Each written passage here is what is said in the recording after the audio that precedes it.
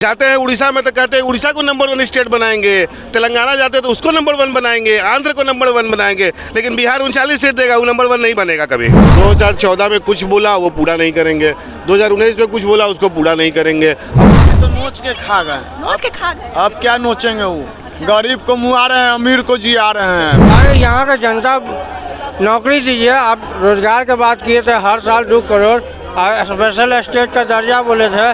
बिहार में बोले थे आके चीनी मिल खुलेगा तो हम चाय पियेंगे, आ भी गए, चीनी मिल भी खुला नहीं। रोड शो में तो मोदी जी अपना आदमी से तो हाथ नहीं मिलाए, तो पब्लिक से क्या हाथ मिलाएंगे?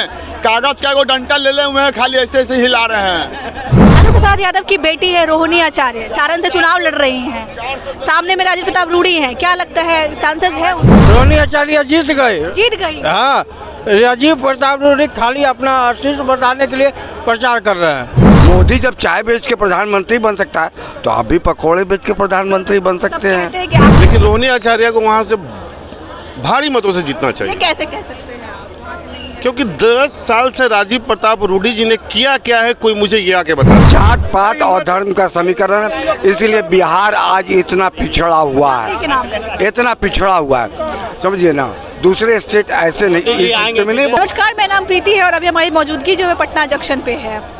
सारण की सीट जो है इस बार हॉट सीट बनी हुई है। वजह है लालू प्रसाद यादव की जो बेटी है रोहिणी आचार्य, उनका वहां से चुनाव लड़ना। उनके सामने है राजीव प्रताप रूडी, जो 2 बार से वहां के सांसद हैं। और ये जो है कहीं ना कहीं एक उत्सुकता का विषय है कि क्या लगता है कि रोहिणी आचार्य वहां से जीतेगी। हमारे बीच जनता है, इनसे पूछेंगे क्या लगता है रोहिणी आचार्य का कितना चांसेस है वहां से जीतने का। एक तो मैं पहले बता दूं कि चलिए मैं वहां से नहीं हूं, लेकिन रोहिणी आचार्य को वहां से भारी मतों से जीतना चाहिए। कैसे कह सकते हैं? क्योंकि 10 साल से राजीव प्रताप रूडी जी ने किया क्या है, कोई मुझे ये आके बता दे। आप इतने बड़े दल के इतने बड़े सांसद हैं, पिछली बार अटल जी की सरकार में आप मंत्री भी थे, पता नहीं इस सरकार में भी लगता है 2014 में बनाया गया था कि नहीं, याद नहीं मेरे को।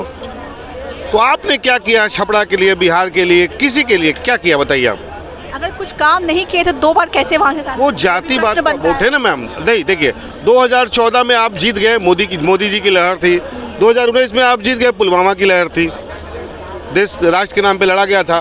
तो लोगों को तो बगलना है, यहाँ बिहार में बगल गए, लेकिन इस बार उनको हारना चाहिए। इस बार मोदी की गारंटी नहीं लग रहा है। क्या चीज़ का गारंटी है मोदी जी का, ये तो बताइए पहले। मोदी जी आप 2014 में जितना वादा किए हैं कर दीजिए तो मैं आपका नाम लेने लगूंगा, हाँ बोलूँगा मैं आपकी गारंटी है। लेकिन आपका काम क्या है? 2014 में कुछ बोला वो पूरा नहीं करेंगे, 2019 में कुछ बोला उसको पूरा नहीं करेंगे, अब 2024 में नया। और एक बात बता दूं मैम, एक तो सबसे गलत दौर में जा रही है पॉलिटिक्स। एक इंसान की गारंटी नहीं होनी चाहिए किसी देश में, दल की होनी चाहिए, राष्ट्र की होनी चाहिए, ठीक है। यानी कि जो बोलते हैं ना मोदी सरकार, क्या मोदी सरकार यार? प्रधानमंत्री खुल के कह रहे हैं कि हर स्टेट में जा रहे हैं, वो खुल के कह रहे हैं मोदी की गारंटी है कि स्टेट को आगे बढ़ा। क्या है आप? प्रधानमंत्री है भाई। भैया क्या है तो क्या किया आपने, बताइए तो। आपको नहीं लगता कि उन्होंने कुछ, आपको लगता है कि उन्होंने कुछ नहीं? मैं तो बोल रहा हूँ, आपकी एक गारंटी बता दीजिए जो आपने दिया था। 100 दिन का वक्त मांगा था आपने काला धन के लिए, नोटबंदी के लिए बोला था 50 दिन, बोले थे किसी चौराहे पे मुझे खड़ा कर देना, जो सजा देना होगा दे देना। बोल सकते हैं इस पे, वो दे सकते हैं इसकी गारंटी? अब तक जनता उन पर विश्वास तो कर रही है? जनता विश्वास नहीं कर रही मैम, जनता को गुमराह किया जा रहा है, जनता को डाइवर्ट किया जा रहा है, उसके माइंड को डाइवर्ट किया जा रहा है। जिस दिन वोटिंग रहेगा आप उस दिन देखिएगा नरेंद्र मोदी का शो चलने लगता है, प्राइम जो भी स्ट्रीम मीडिया है ऊपर, सुबह से शाम तक केवल मोदी की बड़ाई दिखाने लगते हैं लोग। तो भाई जनता घर बैठी हुई, उसको लगता है कि कहीं बंदा अच्छा है यार, चलो वोट दे दो। 81 करोड़ लोगों को फ्री में अनाज दे रहे हैं, इतना आवास बना दिए, इतने कर दिए, वो कर दिए। सॉरी भाई, आप कौन होते हैं देने वाले?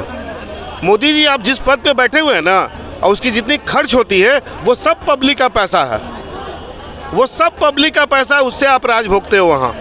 तो आप कहते हो कि मैंने दिया, मेरी गारंटी, आप कौन होते हो देने वाले? आप इस शब्द को ऐसे क्या नहीं बोलते हो कि आप ही का पैसा था, मैं आप ही को दे रहा हूँ, और ये फ्री नहीं दे रहा हूँ? अब ये सुनना चाहते हैं कि क्यों नहीं? आप कौन है भैया? आप जनता के सेवक तो कहते हैं, जनता के सेवक। जनता के सेवक कहने से हो जाएगा? अभी आप चिल्ला के बोलते हैं कि मेरी गारंटी, आपकी क्या गारंटी? पैसा तो जनता का है। आज आप 7,000 करोड़ के फ्लाइट से जो घूम रहे हैं वो किसका पैसा है? देश के मुखिया है, कह रहे हैं मेरी गारंटी है। कैसे बोल देंगे मेरी गारंटी है? कैसे मान लेते? दीजिए ब्लैक मनी पे गारंटी, दीजिए 100 स्मार्ट सिटी पे गारंटी दीजिए, है हिम्मत? दीजिए नोटबंदी पे, दीजिए कोरोना काल के समय का गारंटी दे सकते हैं। थोड़ा सा हवा आया तो सर्टिफिकेट से फोटो गायब हो गया। जनता अगर जाग गई ना मोदी जी, तो इस बार सब पदों से आप गायब हो जाइएगा। रोड शो करने आए थे आप ही क्यों आए थे बताइए? वो अपने लिए आए थे कि पटना के लोग लिए आए थे? पटना के लोग के लिए कह रहे थे, देखिए कितना प्यार करती है जनता। हाँ, अपने लिए आए थे, वो अपने लिए आए थे। जनता के लिए 10 साल याद नहीं था पटना, बिहार याद नहीं था? 39 सांसद, 31 सांसद। कह रहे आपकी बात 40 पे 40 देगी। वही तो दुर्भाग्यपूर्ण है हमारे प्रदेश का। जाते हैं उड़ीसा में तो कहते हैं उड़ीसा को नंबर 1 स्टेट बनाएंगे, तेलंगाना जाते हैं तो उसको नंबर 1 बनाएंगे, आंध्र को नंबर 1 बनाएंगे, लेकिन बिहार 39 सीट देगा, वो नंबर 1 नहीं बनेगा कभी, वो पिछड़ा का पिछड़ा रहेगा। यही का लोग, यहाँ के लोग भी यही चाहते हैं कि हम पिछड़े रहे। चलिए बात करें तो रोहिणी आचार्य में क्या लग रहा है? रोहिणी आचार्य को जीतना चाहिए, इसलिए बताता हूँ मैं, जीतना चाहिए कि वो लालू परिवार से नहीं, ऐसा नहीं। हाँ। आपने कुछ काम नहीं किया, अगला को मौका दीजिए। आपने कुछ काम नहीं किया, अगला को मौका दीजिए। जब अगला कुछ नहीं करेगा तो मैं उसका विरोध करूंगा। क्या कह रहे हैं आप? मोदी जी तो नोच के खा गए। नोच के खा गए। अब क्या नोचेंगे? वो गरीब को मुआ रहे हैं, अमीर को जिया रहे हैं। वाह मोदी जी।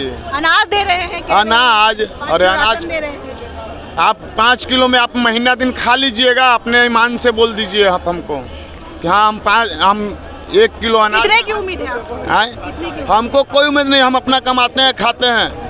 मोदी जी से यही उम्मीद थी कि जब आप प्रधानमंत्री बने हैं तो देश को आप देखिए। आप जैसे बिहार में गरीबी है तो बिहार में आप फैक्ट्री लाइए, ना कि आप फैक्ट्रियों को उजाड़ के फेंक दीजिए। कहाँ उजाड़ के फेंके? ले वो क्या मैडम आप बोल रहे हैं? बताइए ना, हमको नहीं पता। रोड आपको मंदिर बना देने से क्या आपका पेट चल जाएगा? तो वो कहाँ कह रहे हैं कि अगर आप मोदी जी अगर चाहते हैं तो यहाँ पर बिहार में मुख्यमंत्री को बोल के कहे, कोई भी मंत्री है, आप फैक्ट्री बनवाने का काम पहले कीजिए कि वहाँ पर 5,000 10,000 जनता जिए। रोड शो में देखने के लिए गए? रोड शो में तो मोदी जी अपना आदमी से तो हाथ नहीं मिलाए, तो पब्लिक से क्या हाथ मिलाएंगे? कागज का वो डंटा ले हुए हैं, खाली ऐसे हिला रहे हैं। आइए हमारा पास, यही है बिहार का जनता। आप देखने गए थे? हाँ, देखने गए? खुद यहाँ धक्का खा के आए हैं। धक्का खा के आए जी। आए तो कौन मोदी जी? लालू प्रसाद यादव की बेटी है रोहिणी आचार्य, सारण से चुनाव लड़ रही हैं। सामने में राजीव प्रताप रूडी हैं, क्या लगता है चांसेस है उनके? मोदी जी के नाम पर हर कोई जीत जाएगा, क्योंकि मोदी का इंटरनेशनल लेवल पर नाम है। हमको कहने से ना खराब होगा ना कोई अच्छा होगा। सिर्फ एक प्रत्याशी, क्योंकि उसके आगे एक जो है मान लीजिए कि मोदी है या फिर अगर लालू है, तो सिर्फ उस प्रत्याशी को हम इसलिए वोट देंगे? प्रत्याशी के क्वालिटी में भी तो क्वालिटी का देखते हुए चयन की जनता चयन करती है। हाँ। और रही बात मोदी जी का, तो मोदी जी अभी देश का सब नंबर 1 टॉप में है और टॉप में रहेंगे। अच्छा, मोदी जी टॉप पर है? हाँ, टॉप है। यहाँ लोग कह रहे थे कि कोई प्रत्याशी के क्वालिटी में भी तो क्वालिटी का देखते हुए चयन की जनता चयन करती है। हाँ। और रही बात मोदी जी का, तो मोदी जी अभी देश का सब नंबर 1 टॉप में है और टॉप में रहेंगे। अच्छा, मोदी जी टॉप पर है? हाँ, टॉप है। यहाँ लोग कह रहे थे कि कोई जनता का बेरोजगारी है, समस्या है, उनकी भी बात गलत नहीं है, अच्छी है, लेकिन थोड़ा सा बीजेपी सरकार को बिहार पर ध्यान देना चाहिए, जिससे जनता का आक्रोश कम हो और प्रधानमंत्री का जो देश में क्रेज है नंबर 1 पर है और रहेगा, इसके आगे कोई नहीं है। बस क्रेज है तो इसलिए आप? हाँ, मोदी है तो सब मुमकिन है। बस क्या मुमकिन है? मोदी मुमकिन है, बहुत अच्छा काम किया है इंटरनेशनल लेवल पर। हमारा प्रधानमंत्री वेटिंग लिस्ट में रहते थे, मोदी जाते हैं कार्पेट बिछता है। इंडिया के नाम है, इंडिया का नाम है, इंडिया का नाम है। बहुत धन्यवाद। यहाँ का जनता भूखे मर रहा है, नरेंद्र मोदी के नाम है। अरे यहाँ का जनता नौकरी दीजिए। आप रोजगार की बात किए थे, हर साल 2 करोड़ स्पेशल स्टेट का दर्जा बोले थे। बिहार में बोले थे आके चीनी मिल खुलेगा तो हम चाय पियेंगे, आ भी गए, चीनी मिल भी खुला नहीं। अच्छा, बात कर रहे थे सारण के लिए। सारण से जो है प्रत्याशी है रोहिणी आचार्य, लालू प्रसाद यादव की बेटी है, उनके सामने है राजीव प्रताप रूडी। क्या लगता है रोहिणी आचार्य जीत पाएंगी? वो चाहता सिर्फ सर्टिफिकेट चाहिए। रोहिणी आचार्य जीत गई। हाँ, राजीव प्रताप रूडी खाली अपना अस्तित्व बताने के लिए प्रचार कर रहे हैं। जीत गई है। क्या लगता है आपको? आप अनुभवी हैं। देखिए, ऐसा है ना कि 4 चरणों का जो मतदान हुआ उसमें प्रतिशत बहुत कम रहा। हाँ, मतदान और इसलिए स्पष्ट नहीं हो पा रहा है कि रुझान किस तरफ है, महागठबंधन की तरफ या एनडीए की तरफ। लेकिन इतना मैं अवश्य दावे के साथ कर सकता हूं, अगर बंगाल और त्रिपुरा को छोड़ दिया जाए, जहां का प्रतिशत बहुत ज़्यादा रहा, लगभग 70% से ऊपर का मतदान उधर हुआ है, तो मैं समझता हूँ कि तीसरी बार मोदी सरकार 350 के पार। 350 पार, लेकिन नारा जो लग रहा है 400 पार का नारा। नहीं ठीक है, वो तो भाई सर्वे आप ही लोग करते हैं, आप ही लोग करती हैं सर्वे, लेकिन मेरा जो सर्वे अपना पर्सनल है उसके अनुसार से तीसरी बार। अच्छा, ये लगता है कि आप कह रहे हैं 350 प्लस। जनता कहीं ना कहीं नाराज नजर आ रही है। एक रोजगार का एक मुद्दा जो है कहीं ना कहीं बीजेपी के लिए घाटे का।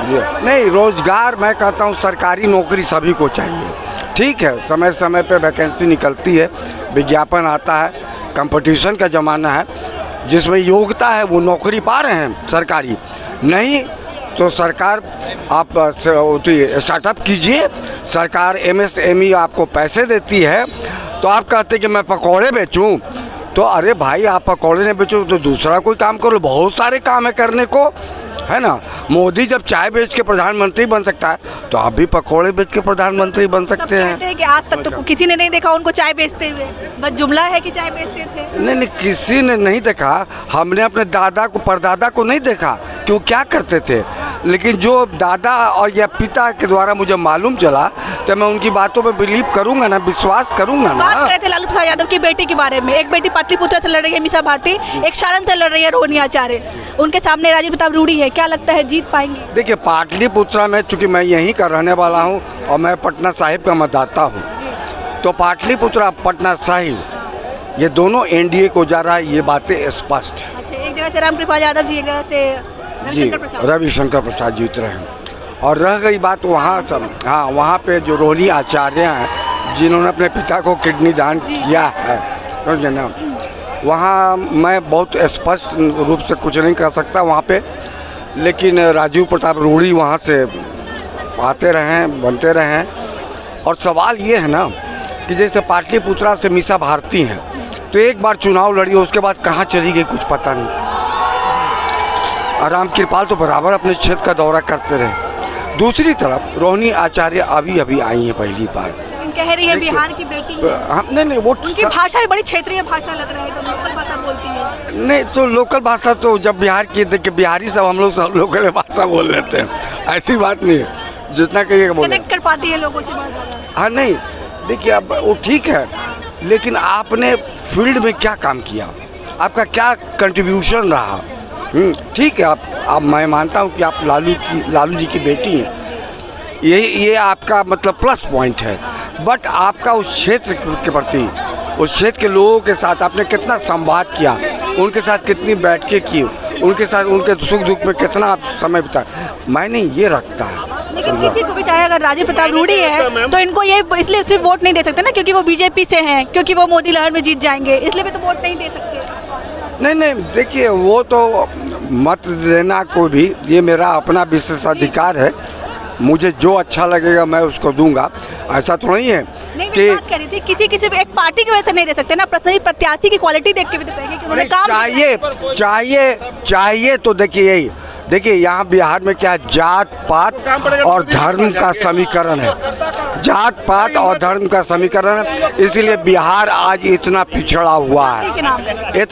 हुआ है, समझिए ना। दूसरे स्टेट ऐसे नहीं, इस स्टेट में नहीं, बहुत जगह है बिहार में। तो सवाल ये है कि आपके पास जो प्रत्याशी आपका आता है, आप उससे पूछिए। आपका सबसे पहला सवाल ये होना चाहिए कि आपने अपने संकल्प पत्र में ये बातें कही, या घोषणा पत्र में आपने ये बातें कही है, आप इसको कैसे पूरा करोगे, मुझे समझाओ। पहले आप अपने प्रत्याशी से, अपने कैंडिडेट से ये बात पूछिए, क्योंकि आपके पास तो आपका उम्मीदवार यहीं आएगा ना, दोनों हाथ जोड़ करके मैं आपको वोट दूंगा। आप अपने घोषणा पत्र में जो आपने बातें की उसको आप कैसे पूरा करोगे, या संकल्प पत्र में आपने जो बातें की उसको आप कैसे पूरा करोगे, तब उस आधार पर मैं वोट करूंगा या मैं वोट। ये संभव है बिहार में? बिहार की जो राजनीति है, आपको लगता है जाति से उठ के हम लोग सोच पाएंगे? नहीं, सोच ही नहीं पा रहे हैं ना। क्यों ऐसे भी बिहार इतना जकड़ क्यों गया है जातिवाद से? ये शुरू से चला, ये परिपाटी चली आ रही है, समझ गए। और इसका जो देन है, 1947 में देश आज़ाद हुआ और लगातार 58 वर्षों तक ने कांग्रेस ने इस देश पर शासन किया, और क्या दिया? गरीब भारत, बीमार भारत, अशिक्षित भारत और बेरोजगार भारत, यही दिया। कांग्रेस की देन मानते हैं? देन मानता हूँ मैं, सिर्फ एक पंडित जवाहरलाल नेहरू की देन रही, कि पब्लिक सेक्टर यूनिट की स्थापना उन्होंने की।